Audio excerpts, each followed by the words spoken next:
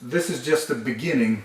We started yesterday covering the walls, but given that we started yesterday and there was only one person working on it, you can see how many square feet you can cover with these panels. Again, this is Schluter KERDI panel 1/2 inch, 4 feet by 8 feet. The core of it is XPS, extruded polystyrene. So it's super lightweight, super easy to work with. All you need is a utility knife and you cut openings in it.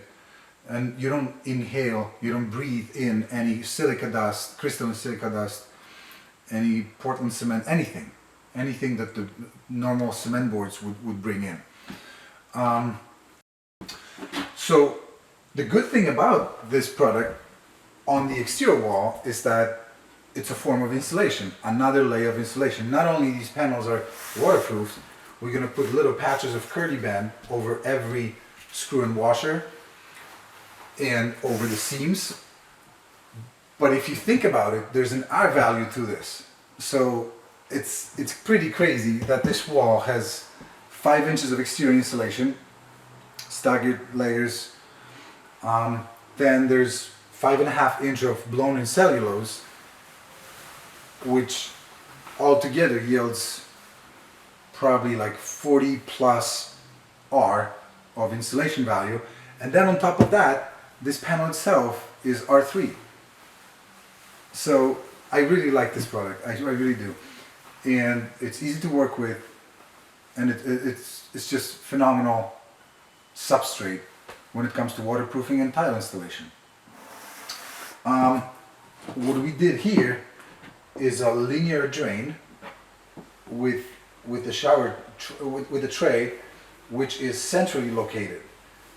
Initially I wanted to do it right at this wall, but then the height of the tray would create problems on the main floor because this shower is going to be a curbless shower. So there shouldn't be any barrier, any step, anything between the shower floor and the bathroom floor. It's just a continuity, and at the moment you enter the shower, the floor starts pitching. So, so I picked the one that's centrally located, and therefore this is just a frame that we built before plaster veneer was applied, and we put some layers of insulation to protect it from damage.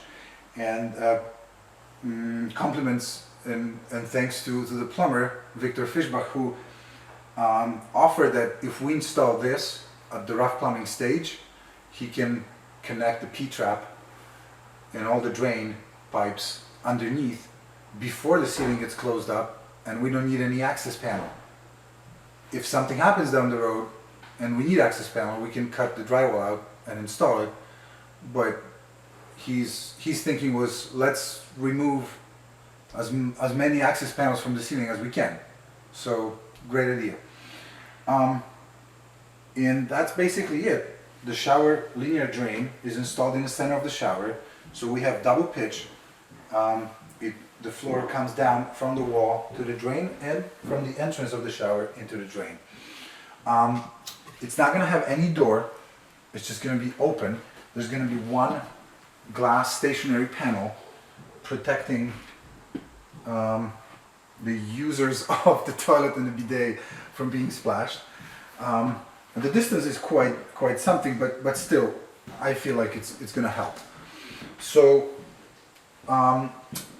to make the installation of the glass easier and more elegant and clean, we're going to introduce this U-shaped profile, again from Schluter, which gets embedded into the thin set, and tiles come to it from both ends. So later on, and also we're going to continue it on the floor. So when it's all said and done, the only thing that the glass installer has to do is to bring the panel here, apply some silicone or some kind of a sealant into the groove, drop the panel in, done. Nice, clean, no clips, no nothing, no channels visible.